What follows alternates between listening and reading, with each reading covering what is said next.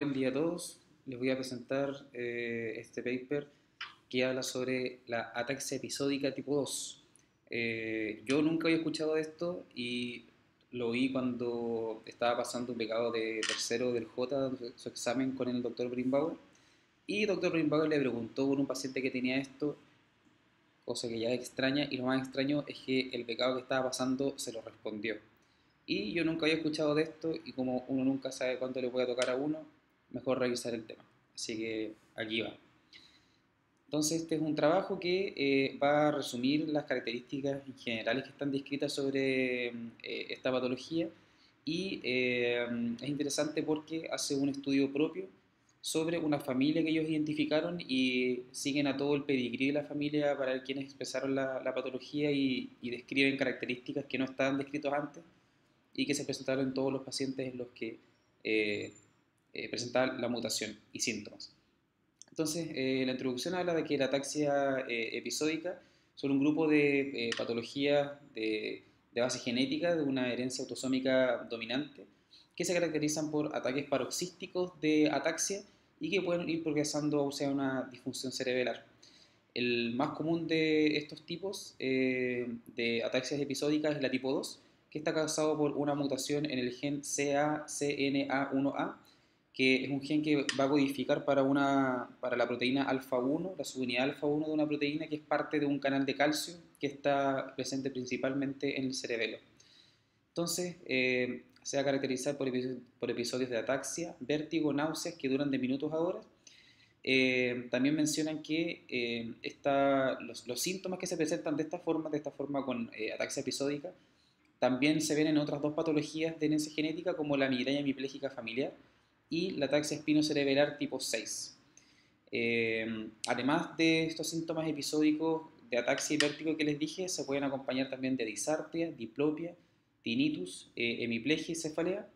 Y los síntomas intelectuales son, entre los síntomas, cuando el paciente está asintomático, son muy variados, pero lo más común es que haya un nistagmo, que es evocado por la mirada.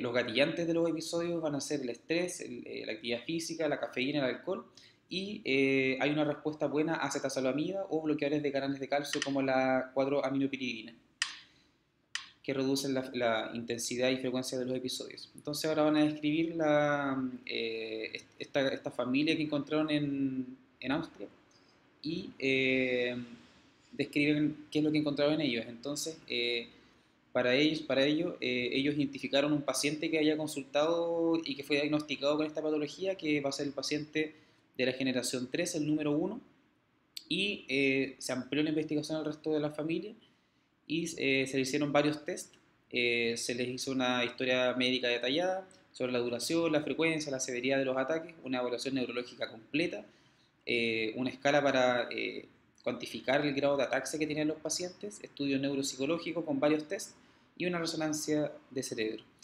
Este es el pedigrí que muestra a 10 familias afectadas. Esta es una patología de herencia autosómica dominante pero con penetrancia incompleta.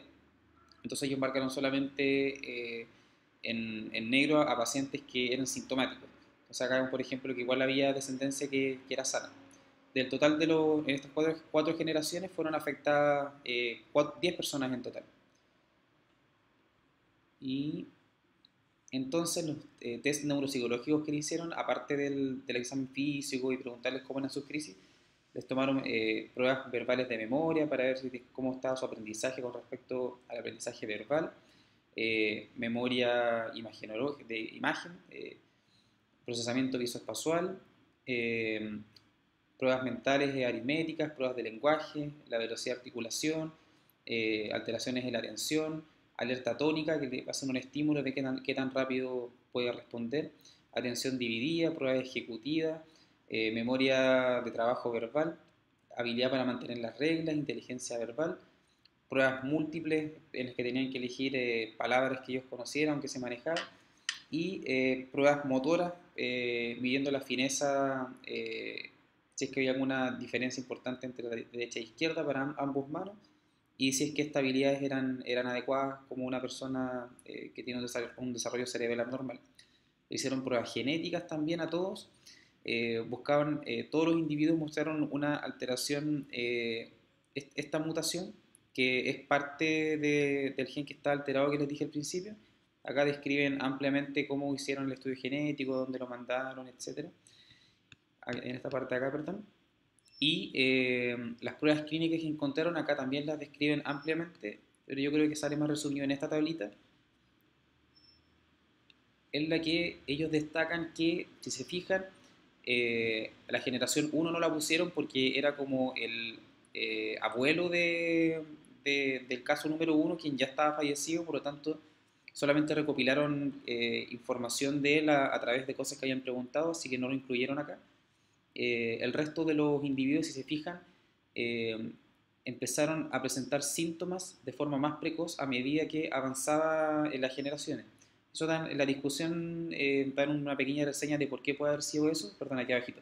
A los 30 años, de la juventud, 45, 10, 2 años, entonces como que se va presentando antes la patología. Eh, Acá les puse en verde en qué consistían los síntomas más frecuentes en esta familia. Es que ellos, aparte de la ataxia y el vértigo, tenían harta disartria, que ellos dicen que puede haber sido algo en particular de esta familia, pero que era curioso porque si bien está descrito en otros síndromes, en esta familia se presentaba mucho. Otras cosas que se presentaban también es cefalea y náusea, que también estaba presente en tres de estos individuos.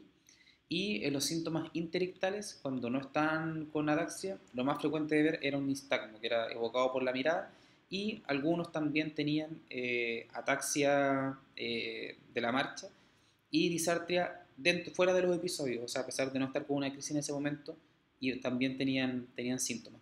Ahora, esto es variable porque a medida que los individuos eran más de generaciones más avanzadas, tenían más síntomas, se fijan que el resto. Al principio estos pacientes no tenían tanta sintomatología aparte de la ataxia, acá ya empiezan a presentar otras cosas que también tiene que ver con que se presente antes, es lo que vamos a conversar más ratito.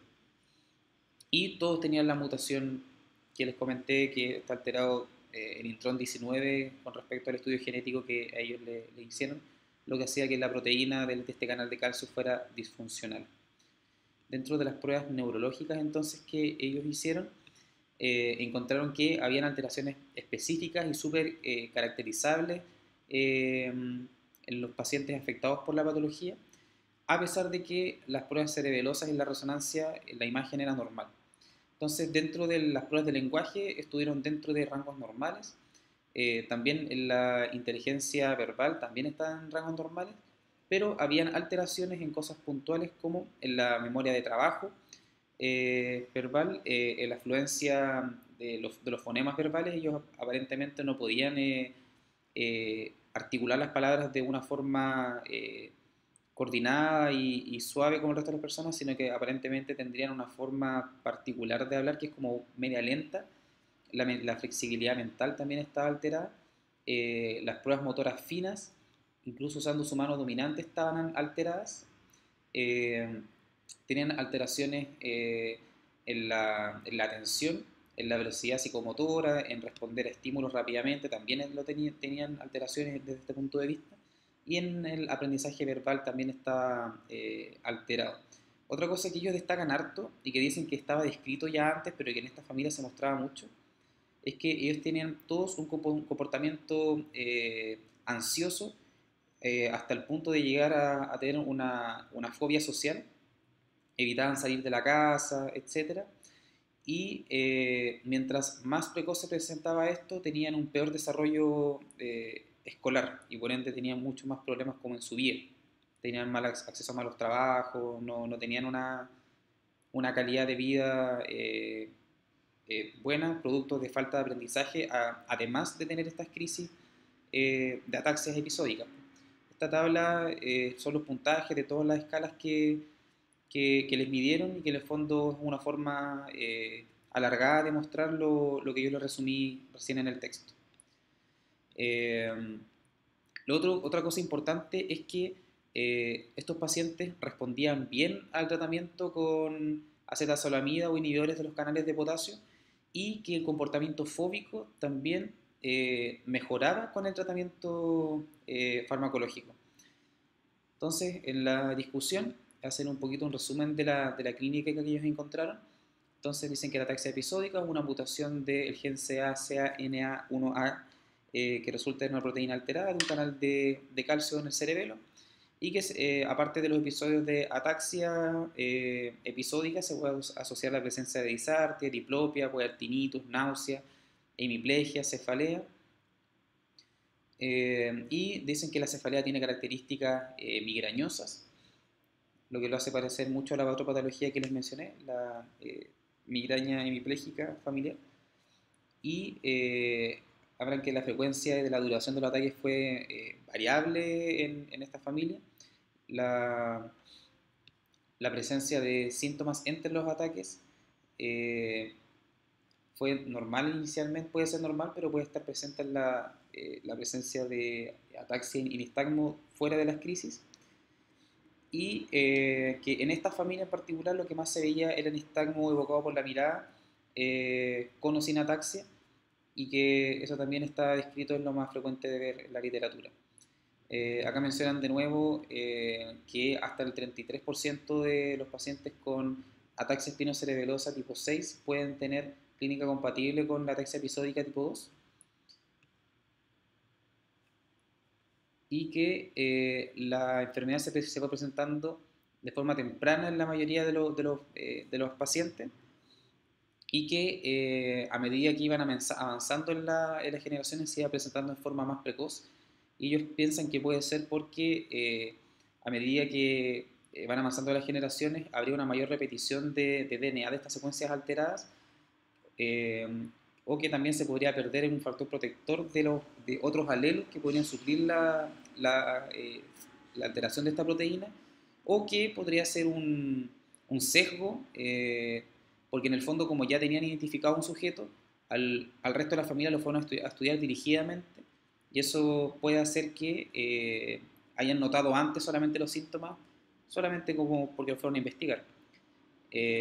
Con respecto a los trastornos psiquiátricos, dicen que hay alteraciones en varios niveles, alteraciones en funciones ejecutivas, incluyendo la memoria de trabajo verbal, la fluencia verbal fonémica, la flexibilidad cognitiva, y que estos pacientes van a tender al comportamiento sociofóbico, social fóbico y ansioso.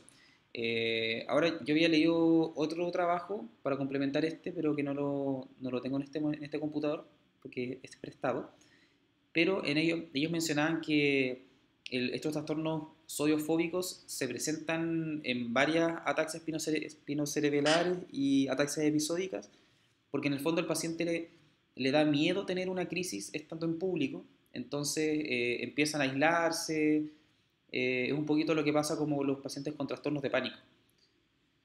Y eso, entonces, en suma, son pacientes que desde la juventud, que puede ser desde la infancia o desde la adolescencia precoz o adultez inicial, empiezan a presentar episodios de ataxia, con vértigo, con nistagmo, que se puede asociar a otros síntomas centrales, como un síndrome cerebeloso, pueden tener afasia, disartria, etcétera, y en el que las pruebas imagenológicas van a ser normales, pero el estudio genético va a mostrar una alteración y que habría que buscarlo dirigidamente. Entonces, eso para tenerlo en consideración en sus diagnósticos diferenciales y cuando les pregunten en los exámenes. Eso, pues, espero que les haya gustado.